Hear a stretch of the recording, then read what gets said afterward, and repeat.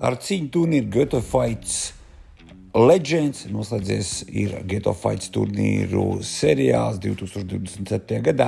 Ļoti daudz zināmas personības no agrākā MMA, agrākā boksa, tagadējie topu fighteri visi pulcējās, lai skatītos šo pasākumu, kur pulcēja aptuveni ap 2000 skatītājiem. Kādu brīdi vairāk bija skatītāji, kādu brīdi mazāk. Bet kopumā organizatori bija parūpējušies par fantastisku pasākumu dažādās disciplīnās, greplings, pankrations, boks, kickboks, MMA. Visiem bija interesanti un, protams, arī noformējums kā parasti bija ar odziņu.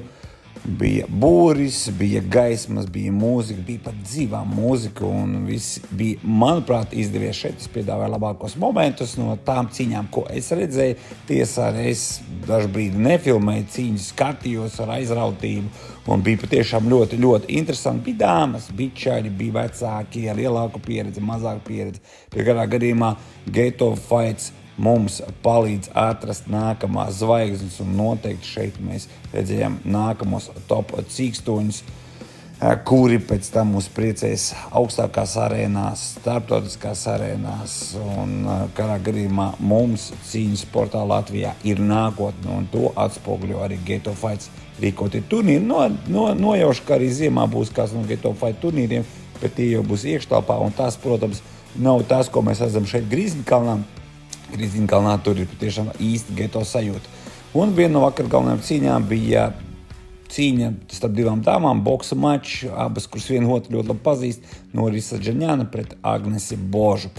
Cīņa beidzās pēc punktiem un fiksēts neizšķirts. Es gaidīju šo cīņu. Aleksejs Povlāns, Valds Višņevskis, varbūt kādam no mūsdienu MMA faniem šie vārdi liekas dzirdēti, bet nedaudz aizmirsti. Tas tādēļ, ka viņi ilgstoši nav cīnījušies, bet tagad izdomājuši atgriezties un atgriezās pēc MMA amatieru noteikumiem, bet šie čaļi joprojām ir formā.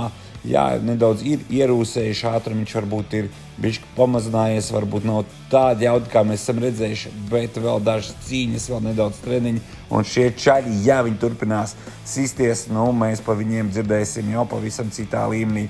Šajā cīņā, kā redzams, uzvar kuldīgsnieks, bijušais Eiropas čempions MMA, un tas ir Valds Višņevskis, Paulāns, kurš ir izcīnījis uzvaras gan Grieķijā, gan visur citur, gan Krievijā un tā tālāk.